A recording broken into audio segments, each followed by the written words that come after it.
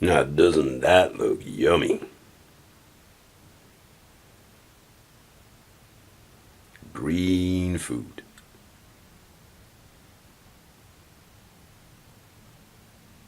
It's like your brain after too hard a party on Sam Hain, ain't it? It just looks like whoop. The thing is, it looks like bloop because we're not used to eating that stuff. But in this day of everything going green, and you see the good that the green food does to you, you gotta change. I wasn't born to eating this. Doesn't mean I can't, well, can't die eating it. It's kind of a double meaning, isn't it? No, what I mean to say is, doesn't mean I can't adapt. Because if you can't adapt, hey, read Darwin, you know? So, time for a taste.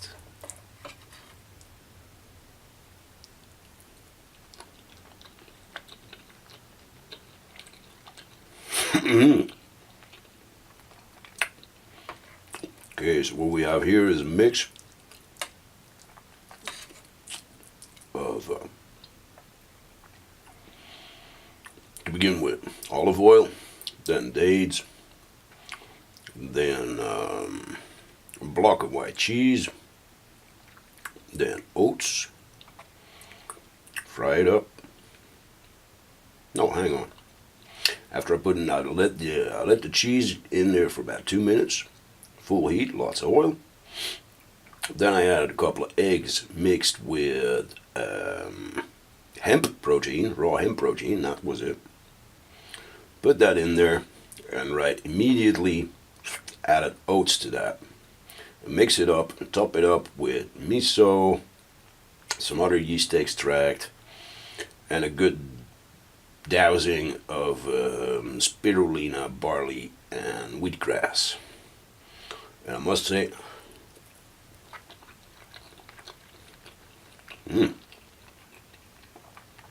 I'm digging it.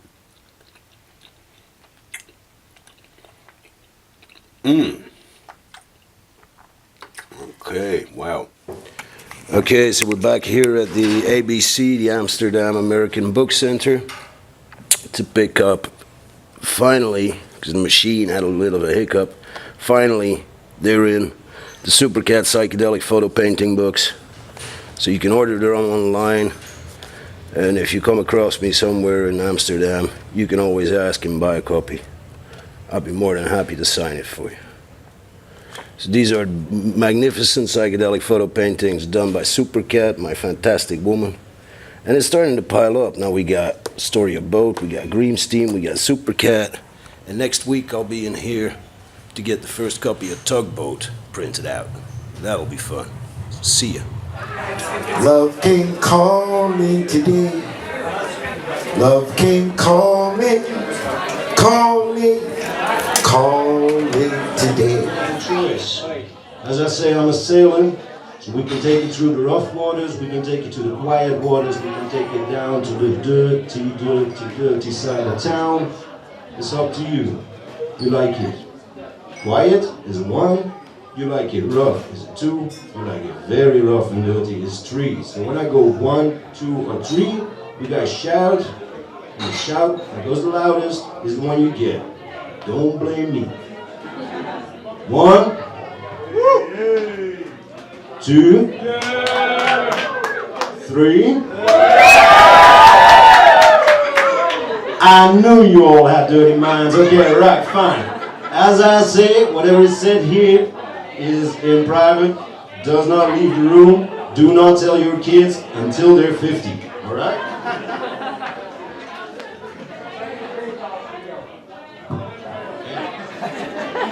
Keep headbutting myself all the time. It's okay. I'd rather headbutt myself than somebody else. You know? So, anyway, this is a piece from the first book, and I've been really docked in the sea of letters lately because I'm writing like a maniac, which beats drinking like a maniac, fighting like a maniac, crying like a maniac, and all the rest. So, cool. Anyway, let's find that page and get on. Oh yeah, here we have it. There seems to be a new fad among the hookers of Amsterdam. Glasses.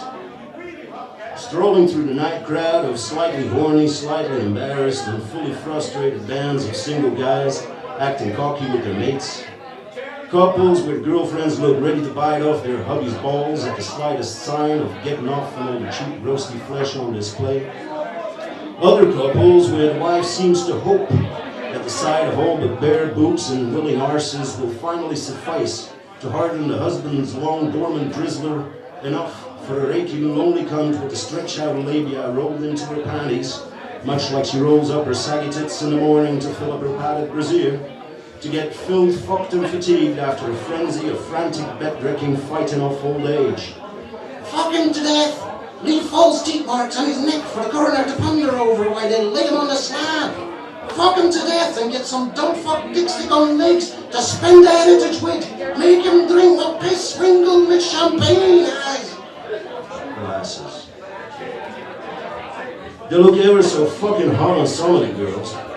Women, actually, that spend a good deal of attitude and a lot of money are not looking their age at all, but someone of a fictive, alternative, eternal 16-year-old, not knowing what to do with the moist beast between her thighs, its gaping mouth salivating with lust for dick redemption.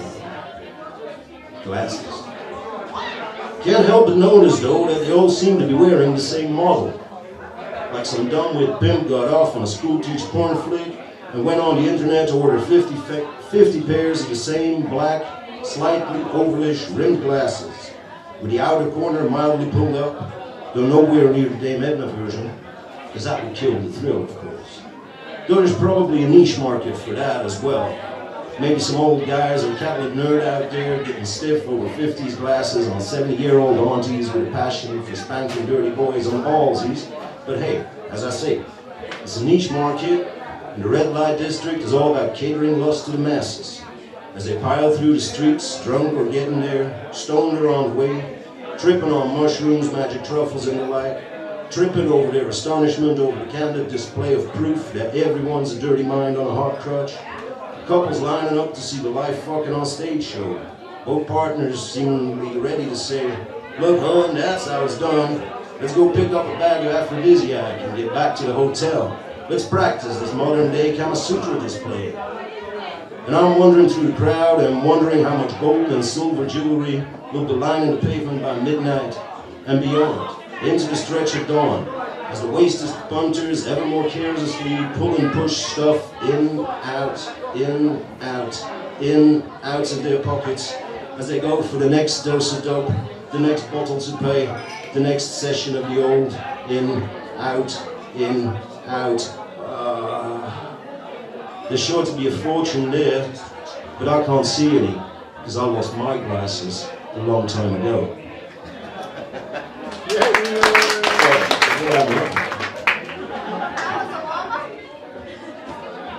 It's a bit more psychedelic here.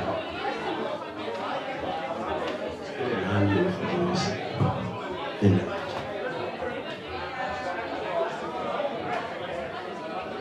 Right, now from the corner of my eye, I see that the visuals on this, looking at you guys, are going to be slightly boring on the web. So please, you are alive here and now. Let me fucking see it. Right? Yeah. Thank you. Okay, so, cities of whores. They're rising and crumbling buildings like ever-shedded skin cells. It's flags like halter tops and flimsy tongues. It's workers in bars and restaurants like nipples oozing out the manna of hometown milk. It's homeless like lonely pubic hairs forever cast out to the fringe of the honey pit. The dispensary of fine nectar, the crutch of all crutches. It's bank and real estate developers like the chunky and firm buttocks, the attractive hiding cove to the brown hole of ass, the sewer of the unholy death of all life consumed in its brick-lined stomach, its concrete guts, broken up by the gall and bile of administrations, regulations, and premeditated annihilations. Its streets and subway lines like arteries, sinews, and nerves, shot through with blood cells, parasites, neurons and reflexes, diseases and sugars, oxygen, nitrogen, and all sorts of genes, all thinking they're people. People. leading separate, yet somehow intrinsically interlinked lives. It's neons and billboards and public information signs, like the boudoir decor, leading your furtive gaze to the dimly veiled...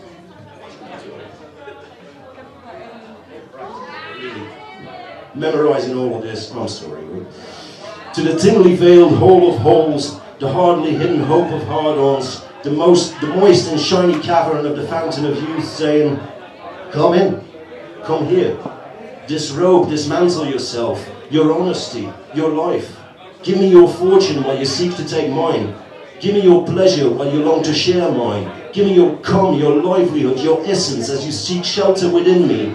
And behold, at the entrance of bliss, the cruel hand of law and order, tradition and normality, of reap and reward and punish foremost the lazy, the wondrous and bewildered, the believers in luck and unbelievers of mediatized, pre-tuned reality, that cruel hand forever rubbing the city's clit to keep it lusty and looking young, spreading a craze and perfume, pervading its whole with a sense of home, of hope, of an orgastic, everlasting tomorrow. And as a stiff, trembling dickhead, ready to launch yourself upstream, ready to come and die like a motherfucking salmon, that ever-masturbating hand of common decency grabs you by the balls, plucks you off the ground, and leads you to reception, the head office, the glaring inspections of CCTV, fingerprints and passports, and throws you wailingly headfirst in the vagina dentata, the gaping, ever-hungry mouth of the city. Its molars grinding your bones to factory worker's size, your mind to desk clerk bits, your dick to liverwurst, your arse a bosses and landlords foghole, your tears to lube for the next contract signed in blood and written in shit, as the screaming, laughing, self-fulfilling whore of whores, city of cities, narcissistically rides Shiva's marble dick into oblivion. All praise the gods for human intelligence, without which this whole charade would not exist, and we would find ourselves merely happily, haphazardly surviving on the face of a living, ever-revolving planet, divine, our questing nature in tune with the ups and downs of the waves, moon and sun, our hair and minds waving with the winds, our breaths and aspirations like a singing breeze, not unlike that of chittering birds and growling beasts, lustful and loving and discovering in defiance of death and its myriad diseases. I thank you.